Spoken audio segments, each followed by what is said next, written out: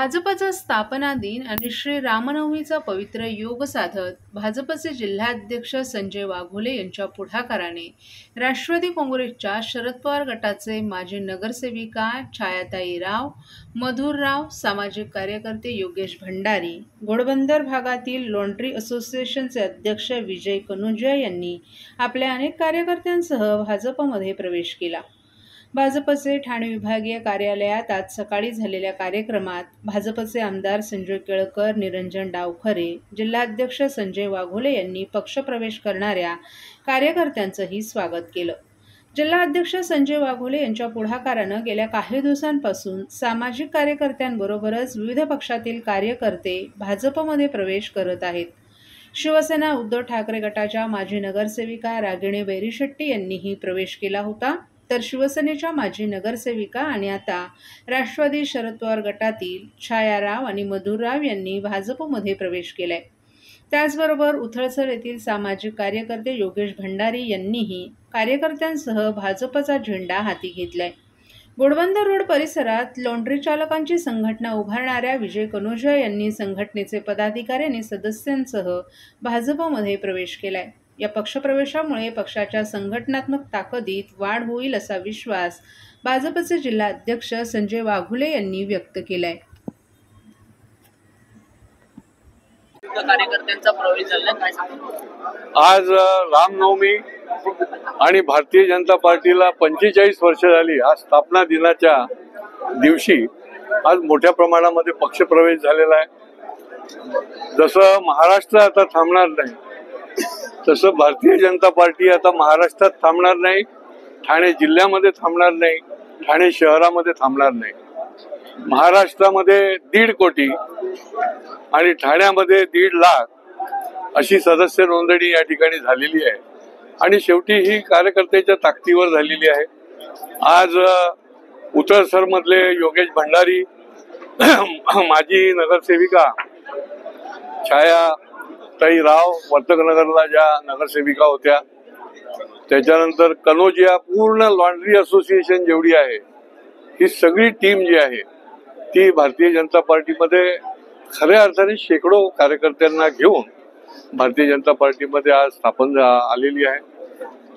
ठाणं मजबूत होते, भाजप मजबूत होते आणि भारतीय जनता पार्टीच्या या संघटन पर्वामध्ये ही सगळी मंडळी भारतीय जनता पार्टीच्या विचाराला आकृष्ट होऊन या ठिकाणी सामील झाले।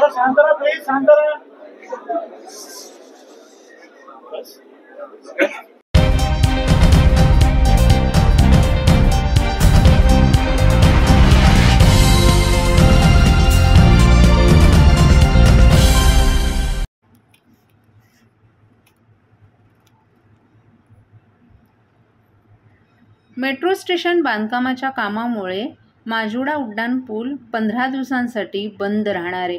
वाहतूक विभागानं जाहीर केलंय की 5 एप्रिलपासून 20 एप्रिलपर्यंत दररोज रात्री 10 ते पहाटे 5 वाजेपर्यंत हा रस्ता बंद राहील।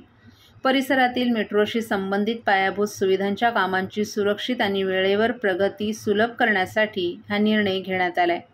दरम्यान गैरसोय टाळण्यासाठी वाहतूक बंद असण्याच्या काळात पर्यायी मार्गांचा वापर करण्याचं आवाहन अधिकाऱ्यांनी प्रवाशांना आणि वाहन चालकांना केलं आहे। वाहतूक विभागानं दिलेल्या माहितीनुसार माजुडा मेट्रो स्थानकाचं छत उभारण्याचं काम सुरू आहे। त्यासाठी 60 टनी मोबाईल क्रेनचा वापर केला जाणार आहे। परिणामी ही क्रेन माजुडा उड्डाणपुलाच्या मुख्य वाहिनीवर म्हणजेच ज्युपिटर रुग्णालयासमोर असणाऱ्या पुलाच्या चढणीवर उभारण्यात येणार आहे। त्यामुळे माजुडा उड्डाणपुलाचा वापर करून माजुडा उड्डाणपुलावर मुंबईहून नाशिक घोडबंदरकडे जाणारी सर्व प्रकारची वाहतूक पूर्णपणे बंद केली जाणार आहे। ठाणे वाहतूक विभागानं अधिक माहिती देताना माजुडा उड्डाणपूल बंद असण्याच्या काळात वाहतूक इतरत्र वळवण्याचं व्यवस्थापन करण्यासाठी अतिरिक्त सूचना आणि वाहतूक कर्मचारी तैनात केले जातील असं सांगितलं। ठाणे आणि मुंबई दरम्यान प्रवास करणाऱ्या हजारो वाहनांसाठी माजुडा उड्डाणपूल हा एक महत्त्वाचा दुवा आहे। त्यामुळे या मार्गाचा वापर करणाऱ्या स्थानिक नागरिक, प्रवासी आणि वाहन चालकांनी पर्यायी नियोजन आगाऊ न केल्यास बंदमुळे विलंब होण्याची शक्यता आहे। दरम्यान वाहन चालकांना ठाणे वाहतूक पोलिसांकडून रिअल टाईम ट्रॅफिक अपडेट्सचं अनुसरण करण्याचा आणि रात्रीच्या बंद कालावधीत मार्ग बदलण्यासाठी नेव्हिगेशन ॲप्सचा वापर करण्याचा सल्ला देण्यात आला आहे. अधिक माहितीसाठी मुंबई महानगर प्रदेशमधील मेट्रोच्या कामामध्ये आणि रस्ते बंद असलेल्या रस्त्यांवरील पुढील अपडेटसाठी संपर्कात राहा असं आवाहन करण्यात आले.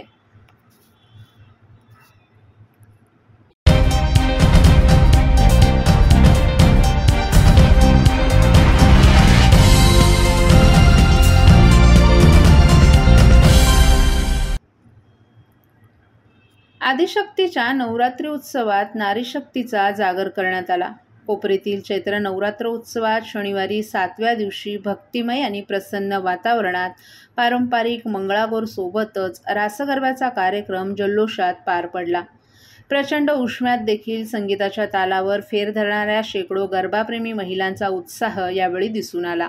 दरम्यान रात्री उशिरा राज्याचे माहिती व तंत्रज्ञान मंत्री आशिष शेलार यांनी या नवरात्र उत्सवाला उपस्थिती दर्शवून श्री अंबे मातेचं दर्शन घेतलं. यावेळी खासदार डॉ. श्रीकांत शिंदे, शिवसेनेचे सचिव संजय मोरे, भाजप जिल्हाध्यक्ष संजय वाघोले, माजी महापौर मीनाक्षी शिंदे, मुख्य प्रवक्ते राहुल लोंढे, प्रकाश कोटवानी आदींसह अनेक पदाधिकारी आणि नेते मंडळीही उपस्थित होते.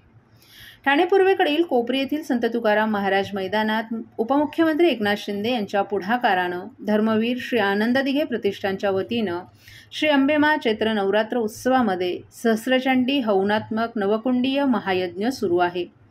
या महायज्ञाच्या 7व्या दिवशी उपमुख्यमंत्री एकनाथ शिंदे यांच्या पत्नी लता शिंदे यांनी सांज आरती केली.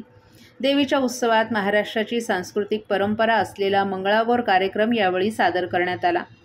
या कार्यक्रमात तरुणींपासून 50तील महिलांनी पारंपरिक वेशात खेळ, फुगडी, उखाणे आदींबरोबरच सुमधुर गीते आणि जुन्या नव्या गाण्यांवर फेर धरून सामाजिक जाणीवेचं दर्शन घडवलं. तर नवरात्रीत खेळल्या जाणाऱ्या रासगरब्याची परंपराही मातृशक्तीनं जपली. रात्री मंडपात तब्बल 5 तास रंगलेल्या रासगरब्यात विविध हिंदी, मराठी महिला गीतांबरोबरच गुजराती गीतसंगीताच्या साथीनं साधा गरबा, पोपट गरबा, चक्री गरबा, 3 ताली गरबा यांसारख्या विविध गरबा नृत्यांवर महिला शक्ती एकवटल्याचं दिसून आलं. याद्वारे महिलांनी काही क्षण आपलं दुःख विसरून नृत्याचा मनमुराद असा आनंद लुटला.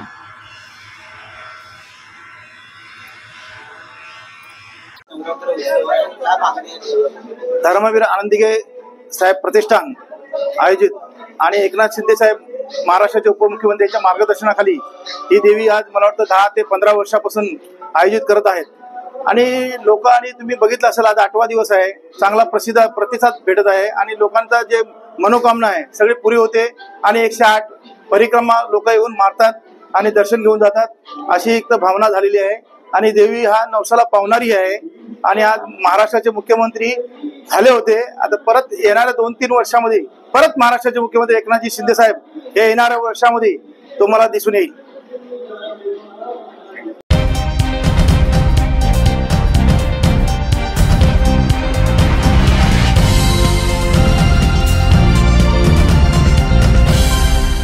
चैत्र नवरात्र उत्सवाच्या 7व्या दिवशी किरण वेहेले प्रस्तुत हिंदी गीतांचा कार्यक्रम कलर्स ऑफ बॉलिवूड या कार्यक्रमाचं आयोजन करण्यात आलं होतं.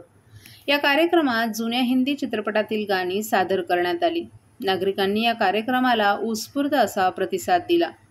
देवीच्या दर्शनासाठी आमदार संजय पोतनीस, शिवसेना नेते आमदार अनिल परब, आमदार सुनील प्रभू, आमदार अजय चौधरी, NDTVचे ॲडवायझर जितेंद्र दीक्षित, शिवसेना आणि युवा सेनेचे सचिव तसंच वांद्रे पूर्व विधानसभेचे आमदार वरुण सरदेसाई, शिवसेनेच्या उपनेत्या ज्योती ठाकरे, नवी मुंबई उपजिल्हाप्रमुख प्रकाश पाटील, अनिश गाढवे यांनी चैत्र नवरात्र उत्सवाला भेट देऊन देवीचं दर्शन घेतलं.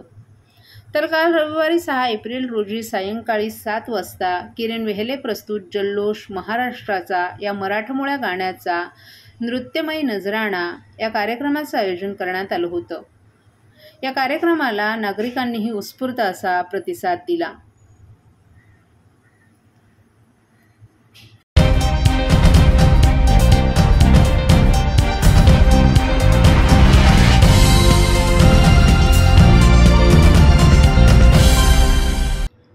ठाणे माढ्याचे आमदार संजय केळकर हे दर सोमवारी आणि शुक्रवारी नागरिकांच्या समस्या निवारण करण्यासाठी भाजपच्या खोपट कार्यालयात उपस्थित असतात.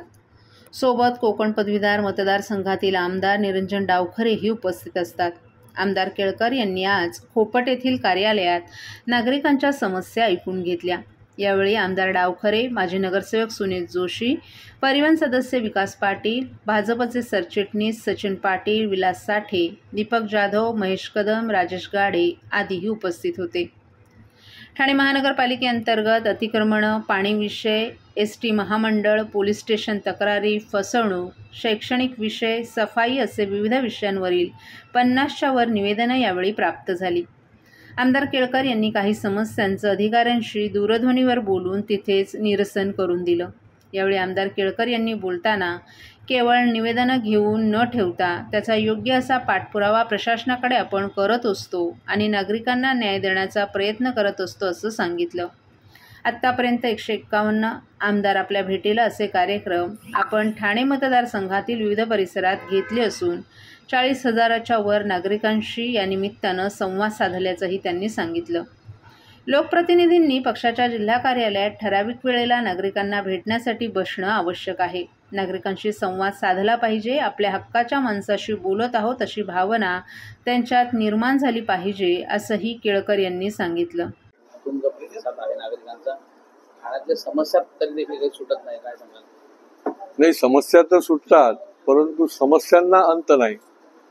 परंतु मला आनंद आहे की लोक हक्काने, प्रेमाने, विश्वासाने या ठिकाणी येतात आणि कुठलेही निरनिराळ्या, अगदी एसटी पासून ते शिक्षणापर्यंत आणि पाण्यापासून ते फसवणुकीपर्यंत, वैयक्तिक आणि सामूहिक असे निरनिराळे विषय लोक घेऊन येतात. त्याचा पाठपुरावा करणं हे आमचं काम आहे. नुसतं त्यांचं निवेदन घेऊन काही काम होणार नाही.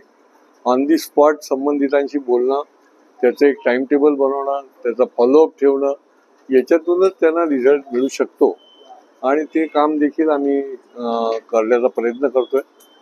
मला आनंद आहे की लोक हक्काने येतात आणि आम्ही निश्चितपणे त्यांच्या समस्यांना सामोरे जाऊन त्या समस्या सोडवण्याचा प्रयत्न करत असतो. जनता दरबार, जनसंवाद